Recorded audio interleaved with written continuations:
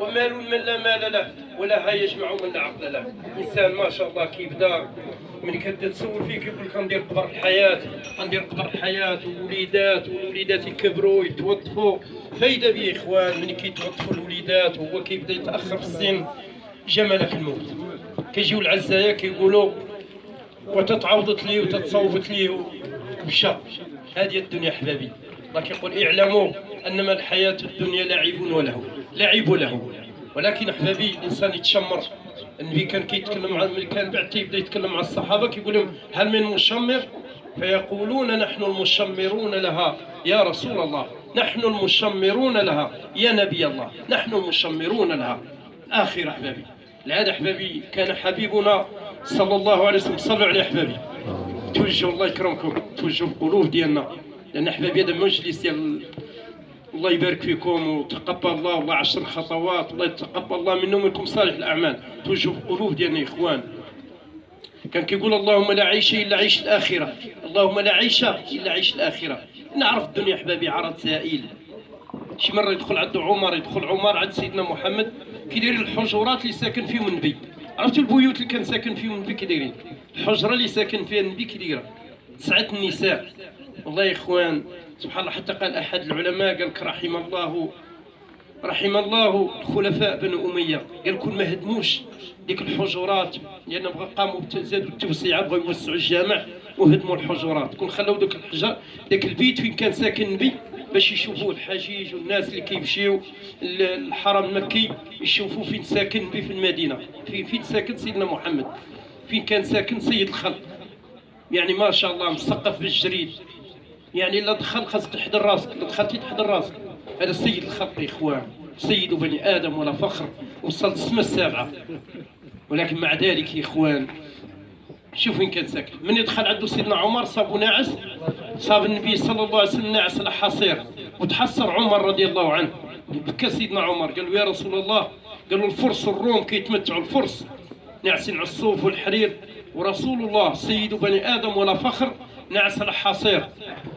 فالنبي صلى الله عليه وسلم قال له يا عمر مالي والدنيا، ما أنا إلا كراكب استظل تحت شجرة ثم ذهب وترك، مالي والدنيا يا عمر. قال لنا بحال واحد الإنسان قال له مسافر شاد الطريق ولقى واحد الشجرة ضليلة، استريح تحت منه وقيد البهيمة ديالو، ومن يبرد الحار ركب على البهيمة ديالو زاد. مالي والدنيا ما أنا إلا كراكب استظل تحت شجرة ثم ذهب وتركها. هكذا احبابي كان كيقول اللهم لا عيش الا عيش الاخره، فاغفر للانصار والمهاجره. اللهم لا عيش الا عيش الاخره، لان الاخره احبابي دار قرار. اما الدنيا احبابي 7 ايام ديال المشماش، كما كيقول المثل المغربي، 7 ايام ديال المشماش والانسان غير حل. اما الحياه الحقيقيه احبابي هي الاخره، تلك الدار الاخره. عمر بن عبد العزيز الخليفه الاموي رحمه الله عليه عند الاحتضار كيقول، قال الزوجه ديالو فاطمه بنت عبد الملك، قال لها يا فاطمة إني أرى ما لا ترون، اخرجوا عني. شاف يعني ملائكة، وفد من الملائكة، وفد ملائكي من الملائكة، وبدا يقرأ قول الله سبحانه وتعالى تلك الدار الآخرة نجعلها للذين لا يريدون علوا في الأرض ولا فسادا والعاقبة للمتقين. اللهم لا عيش إلا عيش الآخرة. هذا أحبابي، هذا الآخرة أحبابي، الدار الآخرة الجنة أحبابي. الإنسان يبقى حي ديما، ويبقى صحيح ديما، ويبقى صغير ديما. جاء في حديث إذا دخل أهل الجنة الجنة، إذا دخل أهل الجنة الجنة ينادي مناد يا أهل الجنة إن لكم أن تحيوا فلا تموتوا أبدا. إن لكم أن تحيوا فلا تموتوا أبدا. أول بشارة أحبابي كيسمعوا أهل الجنة راكم غتلقاو حيين، الموت راه ما بقاتش. هذه فين كاين أحبابي؟ هنا في الدنيا. لا بد احبابي من القبر، حياة متبوعة بالموت. بربكم الذي خلقكم. واش الحياة اللي متبوعة بالموت حياة؟ كون مليونير داير ولا كون ابن منشات، حياة متبوعة بالموت احبابي. ولكن هنا أول بشارة أحبابي غيسمع المؤمن في الجنة إن لكم أن تحيوا فلا تموتوا أبدا. راكم تبقاو حيين، الموت راه ما بقاتش. بشارة الثانية إن لكم أن تنعموا فلا تبأسوا أبدا. نعيم مقيم يا إخوان، ما كاينش اليوم عندك خدمه، ما عندكش دنيا دار تقلبات. شلنا حبابي رؤساء وحكام، شلنا القذافي وشلنا حبابي غيره هتلر الى اخره. بين عشيه وضحاها الانسان كيتجرد من الكرسي ومن السلطه الى اخره. هذه الدنيا حبابي دار من لا دار له، ومال من لا مال له، ولا يجمع من لا عقل له. تلك الدار الاخره. البشاره الثالثه: ان لكم ان تشيبوا فلا تهرموا ابدا. اتقوا الشباب، ما كاينش الشيخوخه او الهرم، ما كاينش الشيخوخه والهرم. والبشاره الرابعه: ان لكم ان تصحوا فلا تسقموا ابدا. كاينش مستشفيات، سبيطارات، ولا مرض السكر ولا هاد الامراض اللي كنسمعوا، نسال الله العافيه. ديما انسان صحيح، وديما العمر 33 عام، ديما حياه الخلد، ديما 33 سنه خالدين فيها. هذه الحياه احبابي.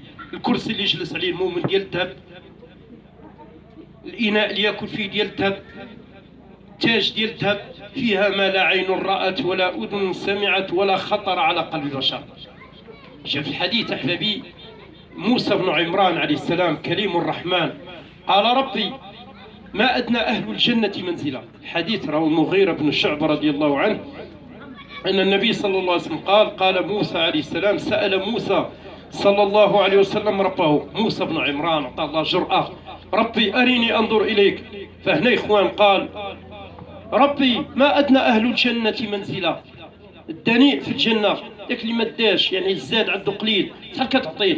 قال: ما أدنى أهل الجنة منزلا. قال: يا موسى هو رجل يجيء بعدما أدخل أهل الجنة الجنة فيقال له: ادخل الجنة، فيقول: أي ربي كيف وقد نزل الناس منازلهم وأخذوا أخذاتهم.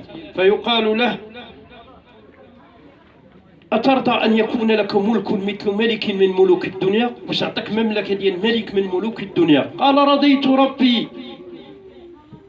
قال: فإن لك مثل الدنيا وعشرة أمثالها. ملك ديال بحال مثلا قد المملكة ديال السعودية ب50 مرة.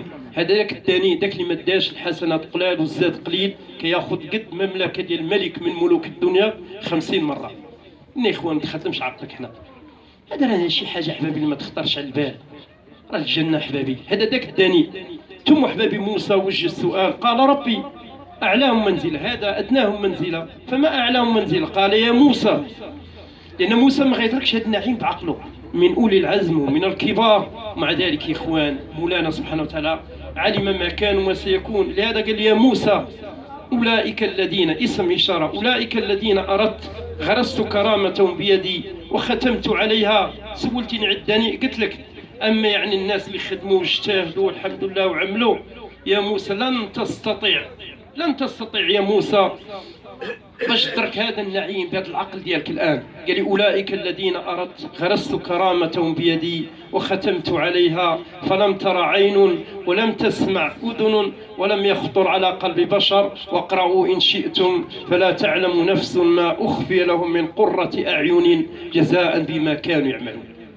هذا أحبابي، هذا ذاك الدنيء. شنو نقول أحبابي؟ شي حاجة للمؤمنين الصالحين أحبابي، ما شاء الله، شي حاجة أحبابي ما تخطرش على البال. يقول ابن القيم رحمه الله: فحي على جنات عدن فإنها منازلنا الأولى وفيها المخيم، ولكننا سبي العدو فهل ترى نعود إلى أوطاننا ونسلم. وقد زعموا أن الغريب إذا نأى وشطت به أوطانه فهو مغرم. ثم قال: وطعام ما تشتهيه نفوسهم ولحوم طير ناعم وسمان وفواكه شتى بحسب مناهم يا شبعة كملت لذي الإيمان. لحم وخمر والنساء وفواكه والطيب مع روح وريحان. إذا حبابي الجنة شي حاجة اللي ما تخطرش على البال. باش غنالوا هذا النعيم حبابي؟ بالرحمة ديال الله سبحانه وتعالى، ثم حبابي بالعمل الصالح. وفاكهة مما يتخيرون ولحم طير مما يشتهون وحور عين كأمثال اللؤلؤ المكنون جزاء بما كانوا يعملون. العمل الصالح. ختاما أيها المباركون، حياكم الله، طبتم وطاب ممشاكم، تقبل الله منا ومنكم صالح الأعمال. نحافظوا احبابي على الصلاه في الوقت ديالها، حافظوا احبابي على الصلاه. سئل حبيبنا صلى الله عليه وسلم اي الاعمال افضل؟ قال الصلاه على وقتها. قيل ثم اي؟ قال بر الوالدين. قيل ثم اي؟ قال الجهاد في سبيل الله. والجهاد ينقسم الى اقسام. اكبر جهاد احبابي هو جهاد النفس، المجاهد من جاهد نفسه وهواه في الله. لا احبابي نحافظوا على امر الله ونحافظوا على الصلاه. الله وفقنا لما يحب ويرضاه. الهالك نسال من الله العلي القدير اللهم اغفر له وارحمه ولا تفتنا بعده. الاموات ديالنا والاموات ديالكم جميعا اللهم اغفر لهم وارحمهم برحمتك وجودك وكرمك يا اكرم الاكرمين. سيدي احمد والاخوان جميعا والعائله جميعا اللهم ارزقهم الصبر والسلوان. اللهم وفقهم لما تحب وترضى. اللهم اجعلهم من أهلك وأحبابك. اللهم اجعلهم من الذين يحببون عبادك إليك ويحببونك إلى عبادك ويمشون بين الناس نصحا يا رب العالمين. اللهم ارزقهم الصبر والسلوان يا رب العالمين، إنك نعم المولى ونعم النصير. سي نبيل والسي احمد والاخوان جميعا الحضور الكريم نسالهم من الله العلي القدير، العائله والحضور الكريم نسالهم من الله العلي القدير. اللهم وفقهم لما تحب وترضاه. اللهم اكرمهم ولا تهنهم. اللهم زدهم ولا تنقصهم. اللهم ارحم الاموات ديالهم يا رب العالمين. اللهم اجعلهم من اهلك واحبابك يا رب العالمين، انك نعم المولى ونعم النصير. وصلي اللهم وسلم وبارك على سيدنا محمد في الاولين والاخرين، والحمد لله رب العالمين. وان شاء الله الذكر والقران ان شاء الله توجهوه بالقلوب ديالنا ان شاء الله. الله يحفظكم، بارك الله فيكم.